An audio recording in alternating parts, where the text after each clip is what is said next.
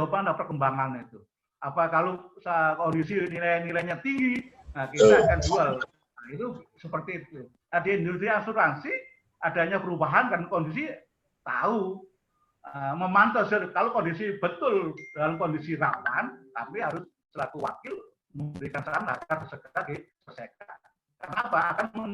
Kalau itu terjadi, kita pertahankan saham yang turun, kemudian kita cairkan karena tidak dipantau secara maksimal, maka akan menjadi kerugian besar. Sama dengan industri asuransi, kita pantau kondisi dan situasi setiap adanya perubahan dalam industri asuransi. Ini sangat cepat sekali perkembangannya.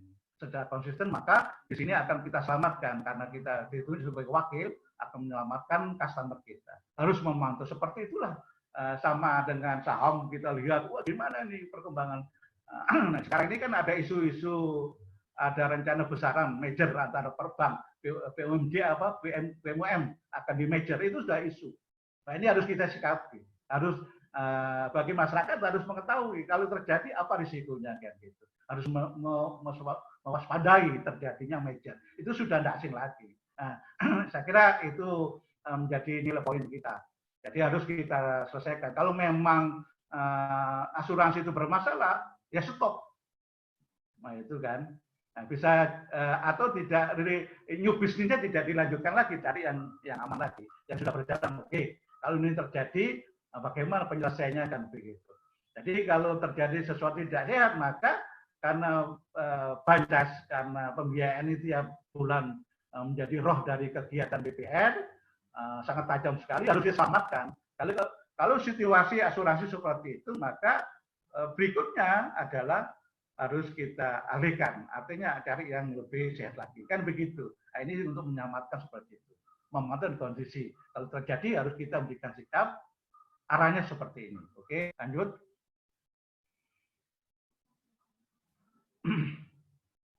Baik sekalian, di sini peranannya akan membantu sehingga nanti klien kami tidak akan repot-repot mengurus klaim.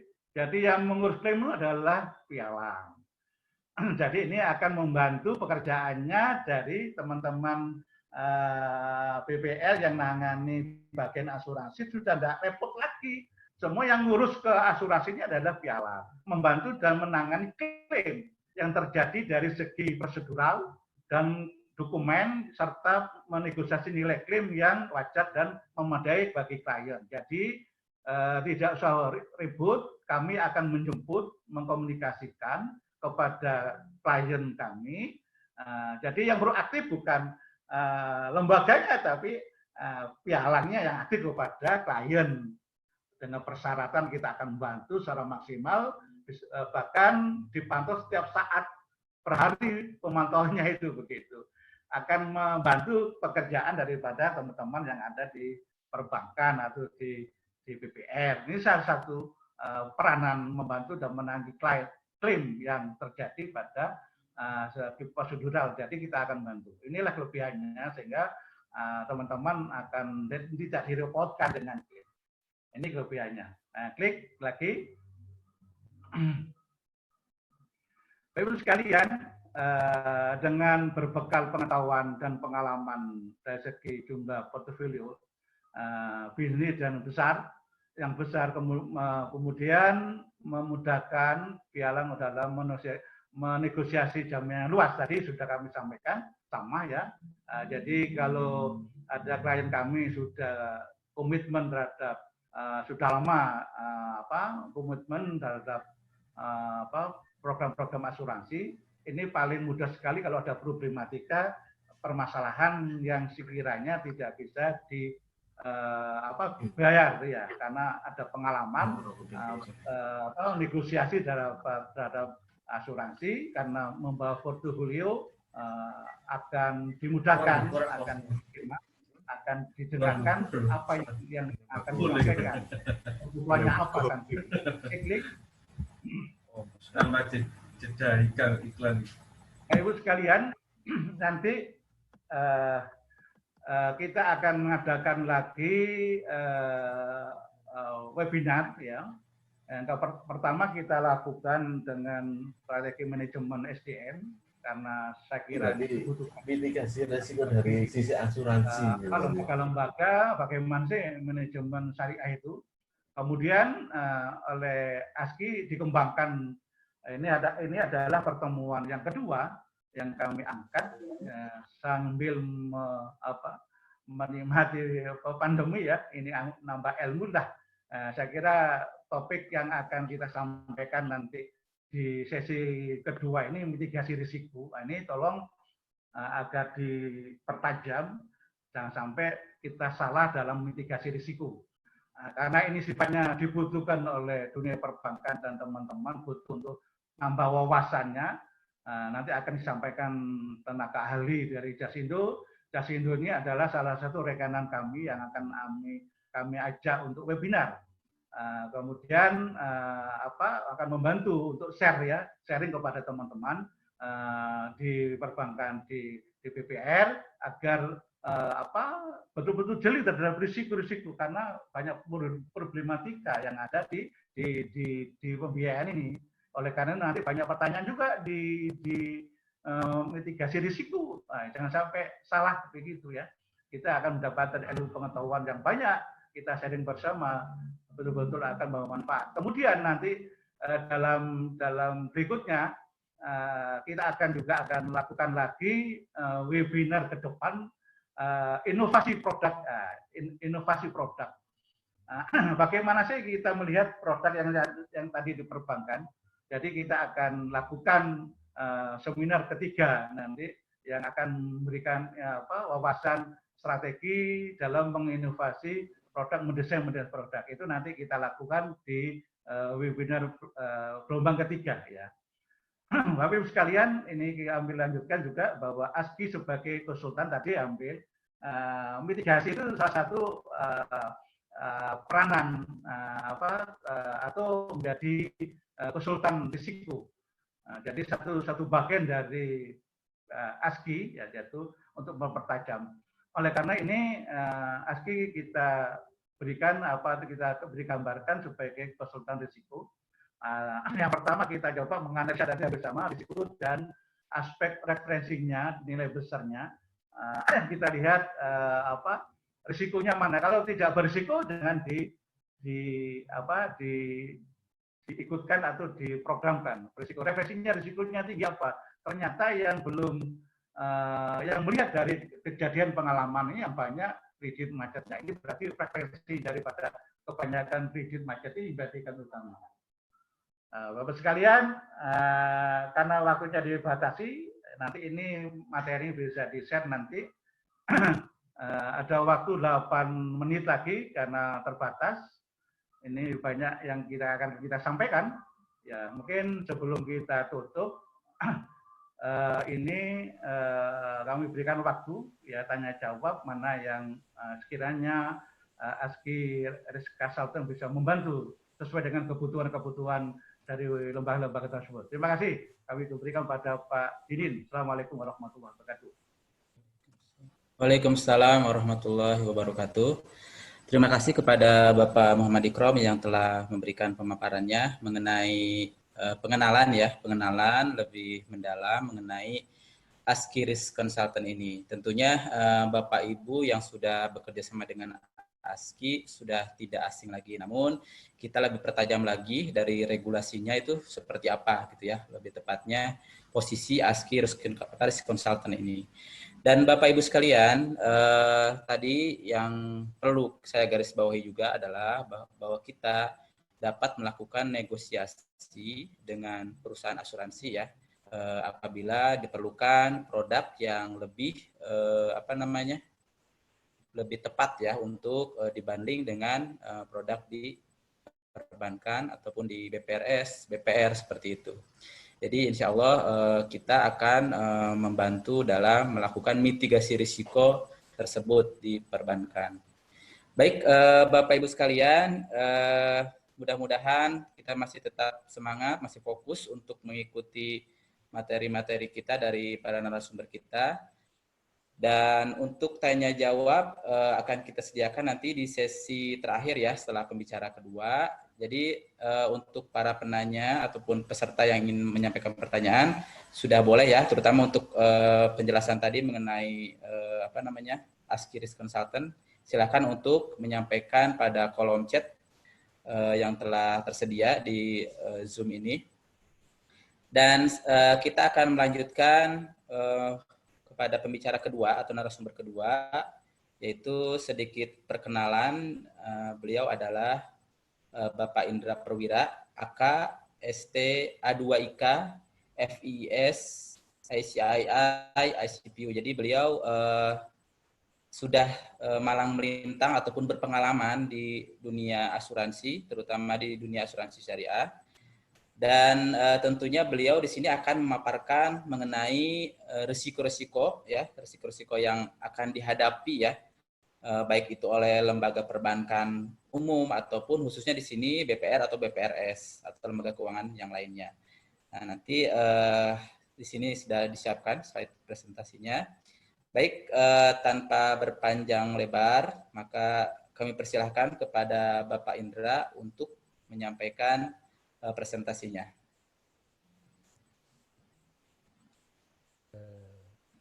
Terima kasih Pak Didin. Suara saya terdengar ya Bapak Ibu? Kurang kenceng Pak Indra. Halo, Assalamualaikum. Waalaikumsalam warahmatullahi wabarakatuh. Assalamualaikum warahmatullahi wabarakatuh Bapak Ibu. Waalaikumsalam warahmatullahi wabarakatuh. Alhamdulillahirrabbilalamin. Wassalatu wassalamu ala asrafil anbiya wal mursalin wa ala alihi washabihi ajmain. Amin ya rabbal alamin. Alhamdulillah, pertama-tama mari kita panjatkan puji serta syukur kita kehadirat Allah Subhanahu wa taala atas segala nikmat yang telah diberikan kepada kita. Wabil khusus di masa pandemi ini, Allah masih memberikan kepada kita nikmat sehat, dan semoga Allah Subhanahu wa taala menjaga kita dari segala wabah, penyakit yang tidak kita inginkan. Begitu juga Allah SWT menjaga keluarga kita, saudara-saudara kita, rekan-rekan kita, teman-teman kantor kita, semoga diberikan kesehatan dan dijauhkan dari wabah penyakit saat ini. Amin. Salawat serta salam semoga selalu tercurah pada Nabi kita, Nabi Muhammad SAW, keluarga, sahabatnya, dan ikutnya hingga akhir zaman. Bapak Ibu yang saya hormati, perkenalkan nama saya Indra Perwira. Saat ini saya bekerja di PT Asuransi Jasindo Syariah.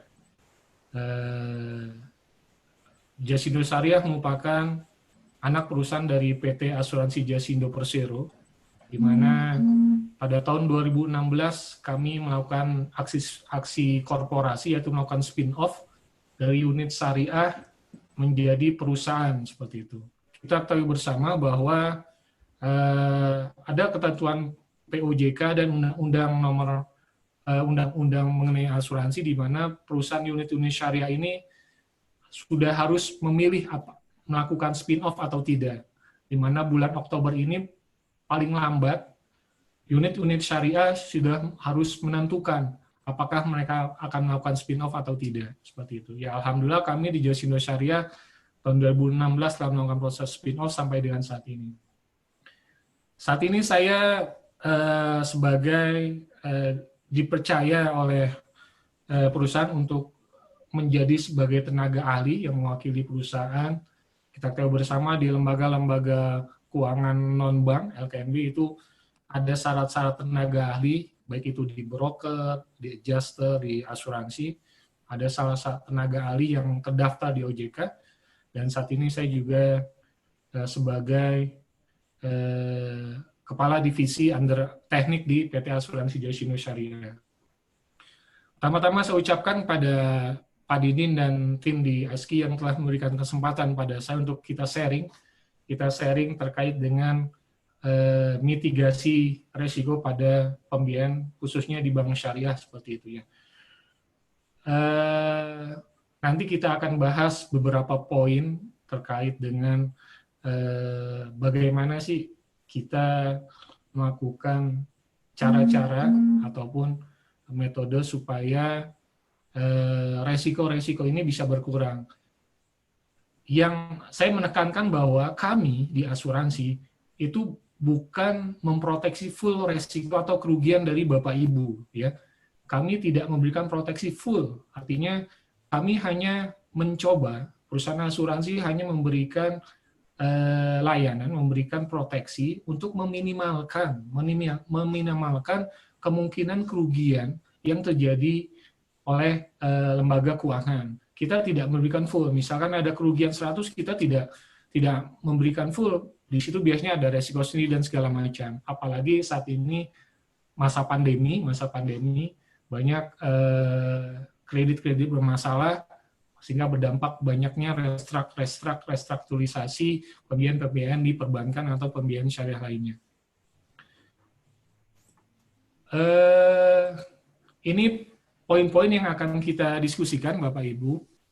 Ada apa itu definisi resiko, bentuk resiko, pengelolaan resiko apa saja yang dapat diasuransikan, jenis resiko pada bank syariah, jenis pembiayaan pada bank syariah, data statistik. Nanti kita akan melihat berapa NPF ataupun rasio-rasio keuangan di bank syariah sehingga kita bisa melihat sejauh mana peran asuransi di situ.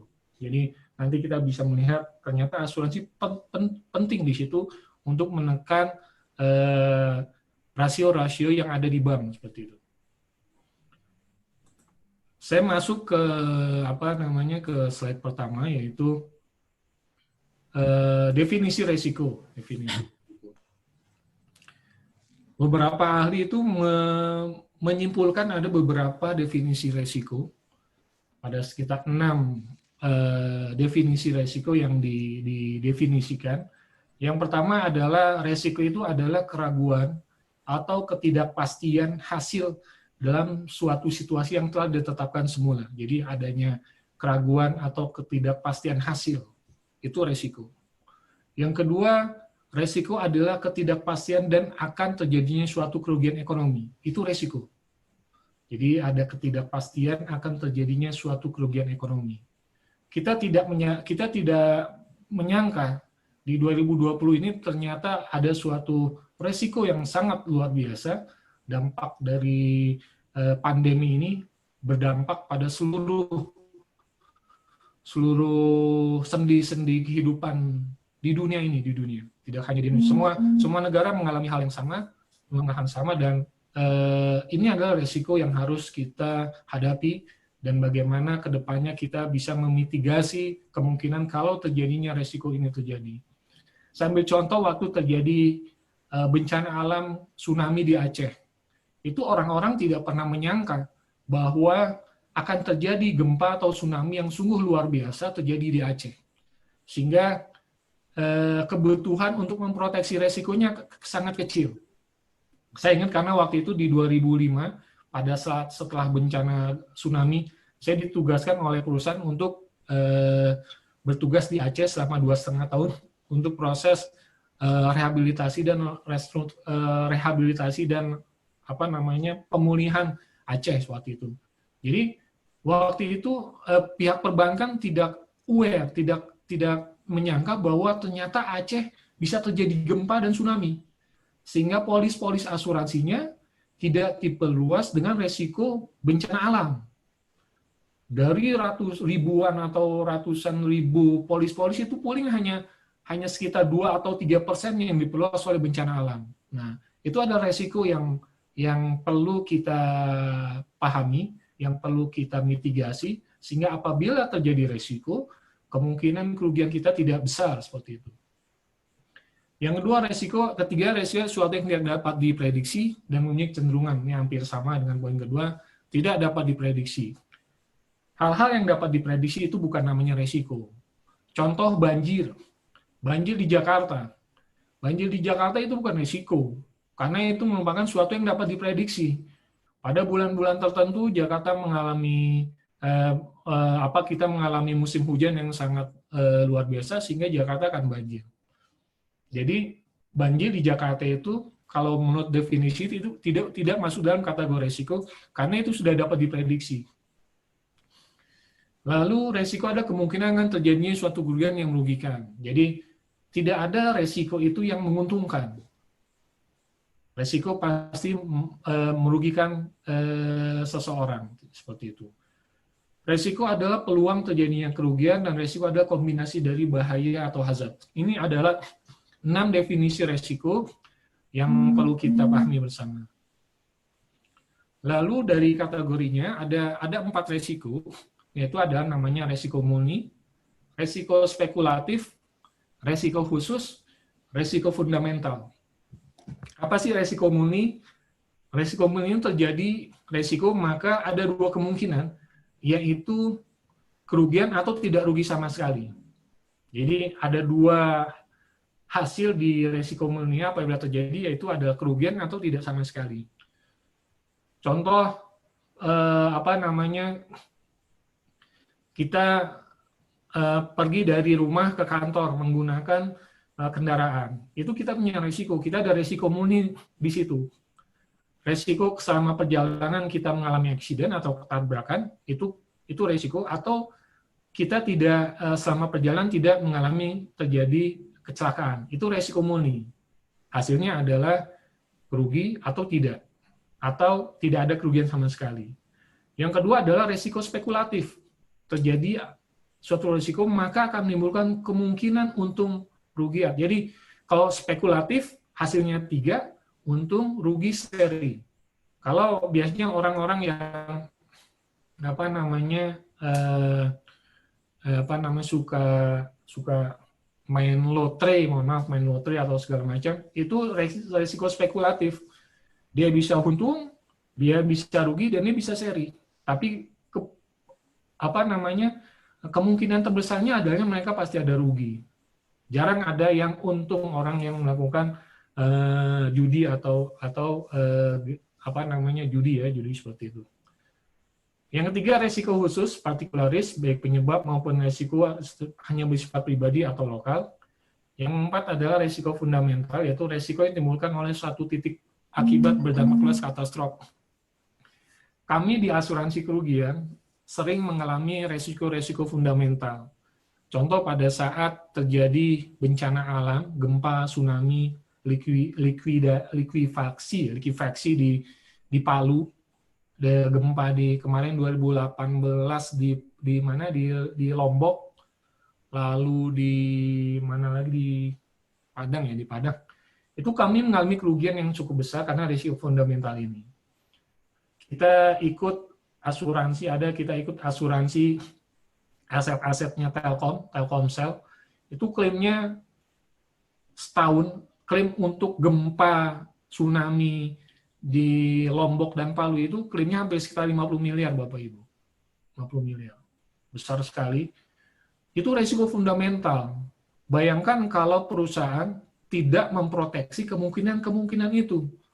50 miliar.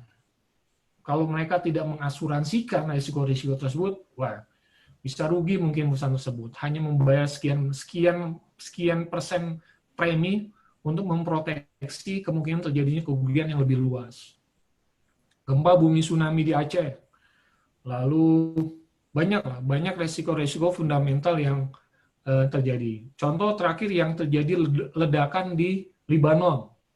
Yang terjadi ledakan gedung amonium sulfat NH3, itu resikonya luar biasa besarnya itu.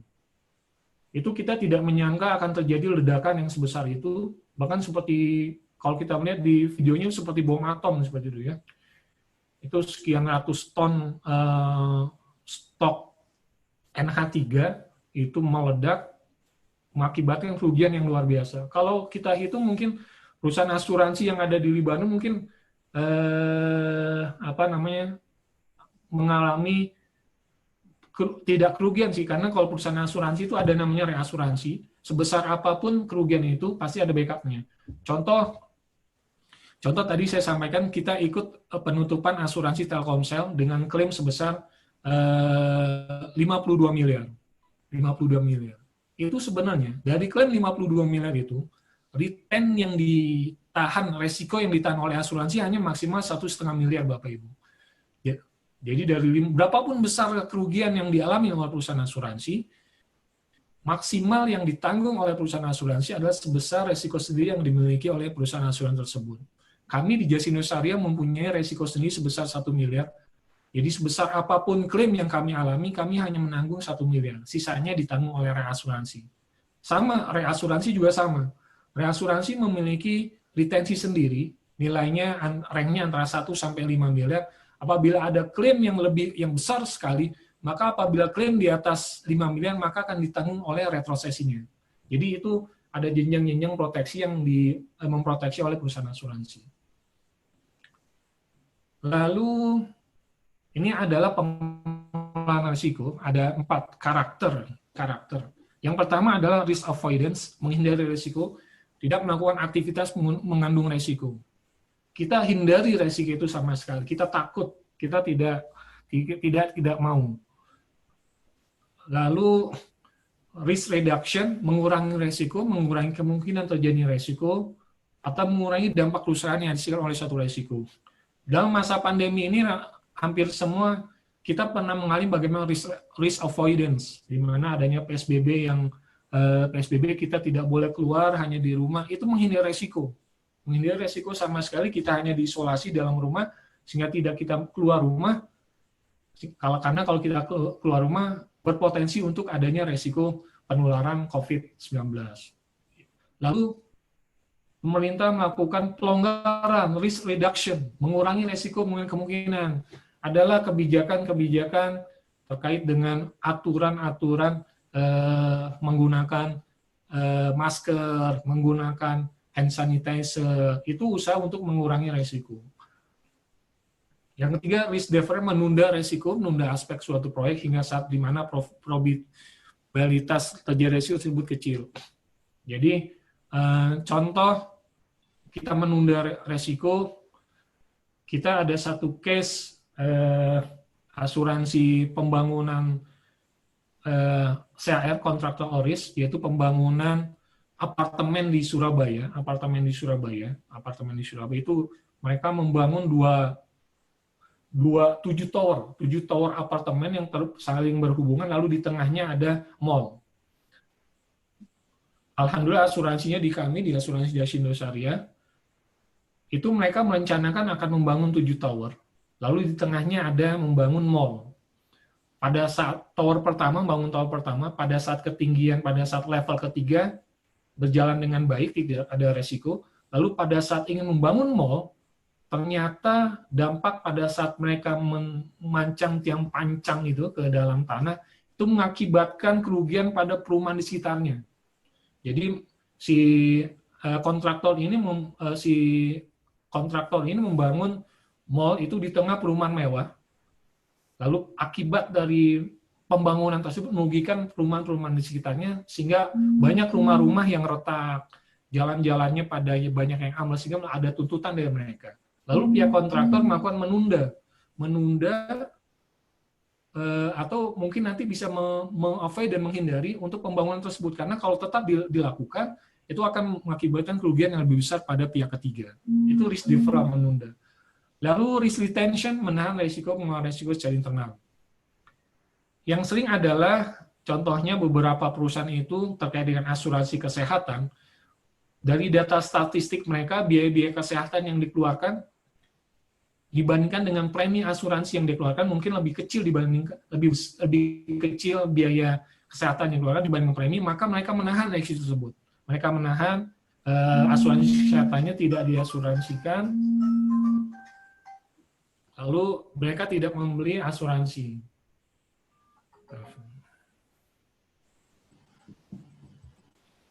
Lalu yang kelima adalah risk transfer, memindahkan risiko. Ini risk transfer, mekanisme asuransi di sini memindahkan risiko. Nah, dari resiko-resiko tadi yang saya sebutkan di atas, ada resiko-resiko yang dapat diasuransikan. Nah, ini ranahnya asuransi. Yang pertama adalah resiko dapat dinilai dengan uang. Contoh mobil. Mobil itu ada bernilai dengan uang, sehingga dia dapat diasuransikan. Atau properti lain lah, dapat diasuransikan. Lalu bersifat homogen dan terdapat dalam jumlah yang besar, the law of large number.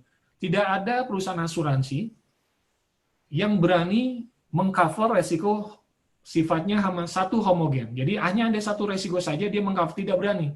Bagaimana dia menghitung premi dengan hanya satu resiko yang ada. Sehingga mereka butuh data yang homogen untuk menghitung premi tersebut. Lalu yang ketiga, terjadi secara kebetulan dan tidak disengaja. Kebetulan dan tidak sengaja. Sehingga di polis manapun, resiko yang disebabkan karena unsur sengaja itu dikecualikan dalam polis. Contoh, kalau polis asuransi jiwa itu ada namanya pengecualian bunuh diri. Bunuh diri itu hal yang disengaja sehingga tidak dapat diasuransikan atau dikecualikan dalam polis. Lalu pencurian yang dilakukan oleh orang dalam. Itu ada sengaja, saya mengasuransikan tapi saya sengaja untuk merusak objek, itu tidak bisa. Itu ada unsur sengajaan di situ. Ada objek yang menjadi jaminan asuransi dan resiko tidak bertentangan kepentingan umum atau hukum. Lalu saya akan membahas mengenai jenis-jenis resiko pada bank. Jadi di POJK nomor 65 tahun 2016, bank syariah itu memiliki 10 resiko yang perlu diperhatikan, sedangkan kalau di bank konvensional hanya ada 8 resiko. Apa sih 2 resiko yang membedakan antara bank syariah dan bank konvensional? Yang pertama adalah resiko imbal hasil dan resiko investasi. Ini ada perbedaan resiko di bank konvensional dan syariah. Kalau di bank syariah ada penambahan 2 resiko, imbal hasil dan resiko investasi. Ini di POJK nomor 5 tahun 2016. Resiko-resiko apa saja sih yang ada pada bank?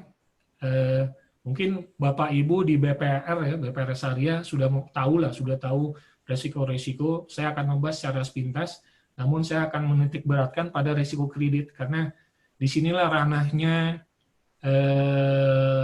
asuransi untuk dapat bekerja sama dengan pihak bank dalam rangka untuk meminimalkan kemungkinan terjadinya resiko kredit. Apa sih resiko kredit? Resiko kredit adalah resiko akibat kegagalan nasabah atau pihak lain dalam memenuhi kewajiban pada bank sesuai dengan perjanjian yang disepakati. Resiko kredit. Jadi ada kegagalan dari nasabah atau peserta untuk dapat memenuhi kewajibannya dalam melunasi pembiayaan yang telah disepakati dalam perjanjian. Ini resiko kredit. Banyak. Kalau di ketentuan itu mungkin nanti bisa dikoreksi Bapak Ibu. Ada batas maksimal NPL ya, NPL atau NPF lah, NPF pihak bank itu sekitar 5% ya. Jadi bank itu harus menjaga NPL atau NPF-nya tidak boleh melebihi 5%, karena kalau melebihi 5% dapat mengakibatkan kerugian yang lebih besar pada pihak bank tersebut. Yang kedua adalah resiko pasar. Resiko pasar adalah